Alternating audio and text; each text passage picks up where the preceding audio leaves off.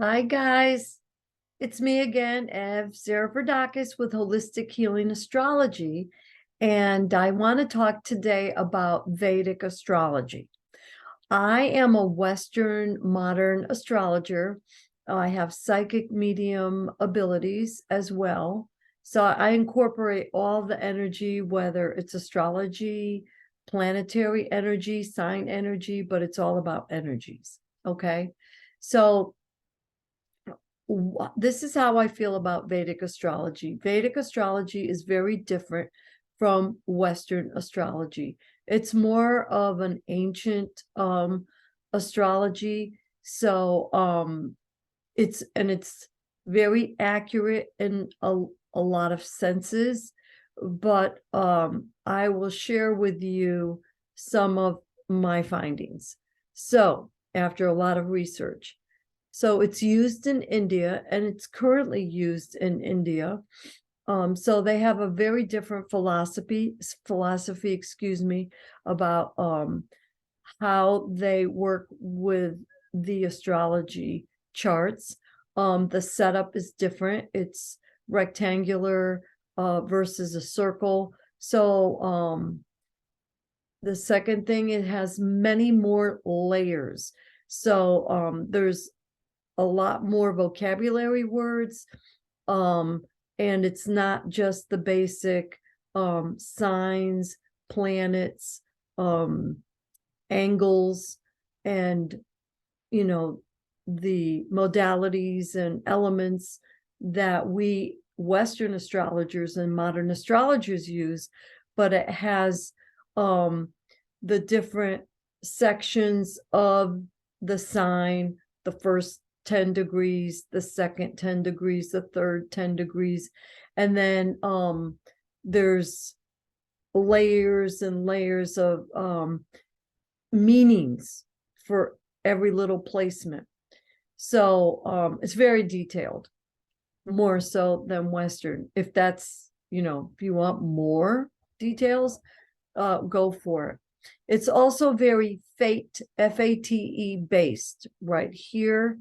And that's where it's the fate-based astrology with the Western astrology is, okay, at the moment you were born, the snapshot of the sky shows where the planets were frozen in time at that moment that you take your first breath. And you can't change that. That is fate, FATE. However, how you use that energy of those planets, the signs, the houses, the interactions of all that information, how you use it is up to you. It's free will. So with Vedic astrology, you will have an astrologer tell you, okay, when you were little, this happened. And when you were about 15 years old, that happened. And they're pretty precise, but it may not be what they said. It could be close.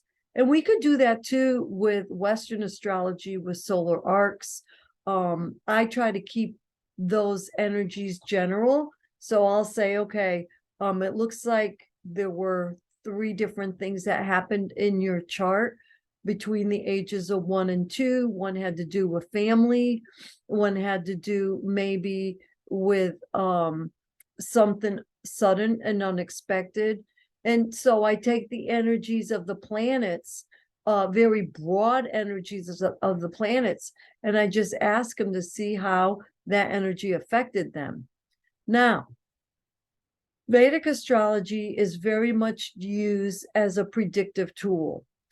I have some trouble with making predictions for many, many reasons. But first of all, I don't like to make predictions. I like to give you the forecast. I like to give you the energies that are here, which is like a forecast, your future influences. However, I'm not going to predict like you're going to have a heart attack at the age of 57. I could say at age 57, we have some, planets lining up, which are suggestive of, in Leo, because, the heart and rich food, et cetera, et cetera. So you kind of say, ask questions. What kind of lifestyle do you have now? Do you have a lot of rich food in your diet? So that's where free will works. That's how I practice my predictive and future influencing and forecasting. I don't go right out and say, you will. And Vedic astrologers will be pretty bold and confident about, these future events. They'll make them into events. So what bothers me is there's kind of no room for free will the way it's presented. So I've done a lot of research, and don't tell me that not everyone does it. That's true. Not every Vedic astrologer is that way. Now there's blended, and they mix the Western with the Vedic and all that.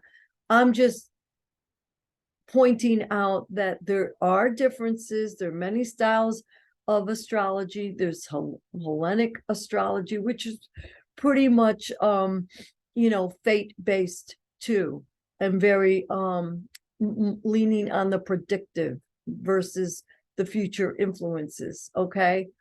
And it takes a certain ego to do that. I don't have that kind of ego, and I don't want that responsibility. So to me, this is highly suggestive.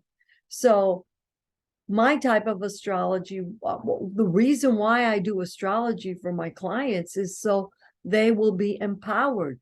So they have information that will help them prepare and plan and have clarity and have an understanding to look out for certain energies and, that kind of thing.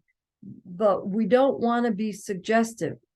So there's also the dangers of belief.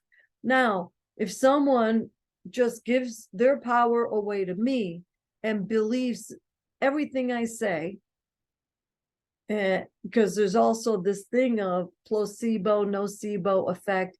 It's in the book of Biology of Belief by Dr. Bruce Lipton. And, if you suggest something that could, and they believe it, they could create that event. So I'm not doing that. I will not do that. It's dangerous. So I believe in empowering people, not being the egocentric person and saying this is going to happen and that's going to happen. We don't know what's going to happen. Honestly, you don't know. Astrology is nothing more than opportunities and statistical. It's based on statistics, but they're possibilities. All right, possibilities, how the energy can manifest. What is pretty accurate is the energy of the planet. Like, for sure, right now we're in a Mercury retrograde and a full moon. So that is accurate. There's nothing inaccurate about that. But what's not accurate sometimes is the individual subjective translation and interpretation of how that's going to affect you as a client. My goal is to see everyone with the chart in their hand and look at it and be able to decipher the chart and say, hey, this is what I was born with. It's my soul contract. And now I have the full moon in Cancer, Capricorn access, and what it's going to mean to me. That is what's important. And then the last one is ethics. You have to be very careful with the ethical component of visiting an astrologer or even a psychic medium.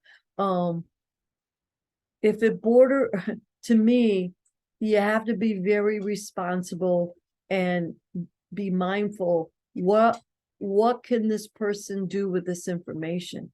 Can it put them into a tailspin of, oh my gosh, I'm gonna be sick, I'm gonna get in a car accident? You have to be very mindful. And if someone does that to you, just take it with a grain of salt, because no one really knows, but what you do know is go on your feelings. If you have that urge to not go down a certain street when you're driving, follow your hunch, follow your intuition. Okay. So I hope you enjoyed this little video. Please like the video if you enjoyed it. And if you want to see more of these videos, go ahead and subscribe.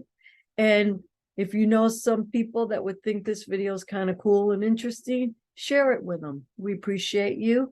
And until next time, have a good one. Bye-bye.